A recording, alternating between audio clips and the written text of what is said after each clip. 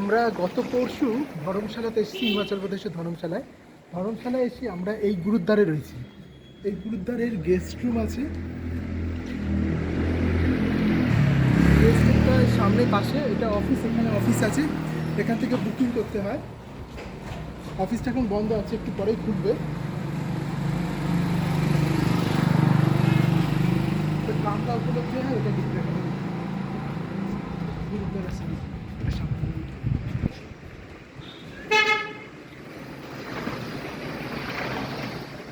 এই রাস্তাটার নাম গুরুদ্বারা রোড। এটা ধর্মশালা বাস স্ট্যান্ড থেকে হোটেল পাড়া বলে একটা পাড়া আছে, যেখানে অনেকগুলো হোটেল আছে, তার মধ্যে পদ্মিনী হোটেল বলে একটা হোটেল আছে। ওই পদ্মিনী হোটেলের কাছে পিএনবি ব্যাংক আছে, পাঞ্জাব ন্যাশনাল ব্যাংক। এই পাঞ্জাব ন্যাশনাল ব্যাংকের কাছেই এই গুরুদ্বারাটা।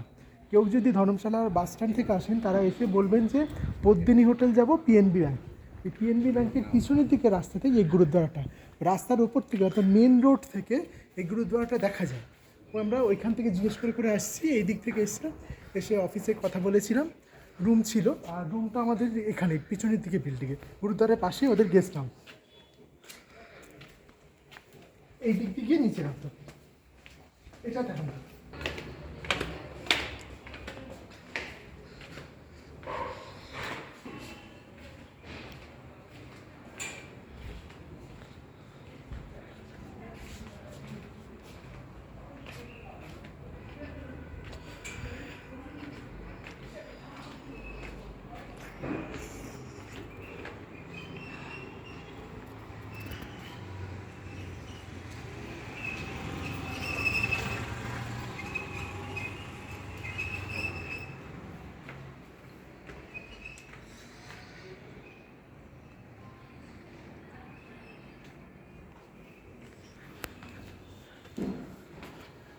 এই দিকটাতে আমাদের রুমগুলো।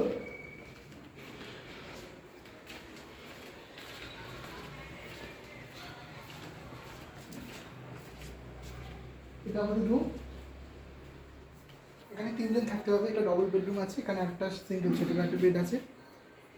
আর এটা টয়লেট, বড় টয়লেট আছে, বেশ দেখুন। গরম জল, ঠান্ডা জল, দিয়ে করে ব্যবস্থা আছে। আর এই রুমটা আমাদের পড়েছে পার ডে 1200 টাকা করে। সিজনের সময় হয়তো একটু বেড়ে যায়, কিন্তু এখন ওনারা 1200 টাকায় দিচ্ছেন। আর ফোন নাম্বার দিয়ে দিচ্ছি, ভিডিওর নিচে কমেন্টে থাকবে। আপনারা সরাসরি ডাইরেক্ট ওনার সাথে কথা বলে বুকিং করে নিতে পারেন। যিনি বুকিং স্টাফ আছেন, স্টাফ মানে এখানকার ভক্ত, উনি এটা দেখেন।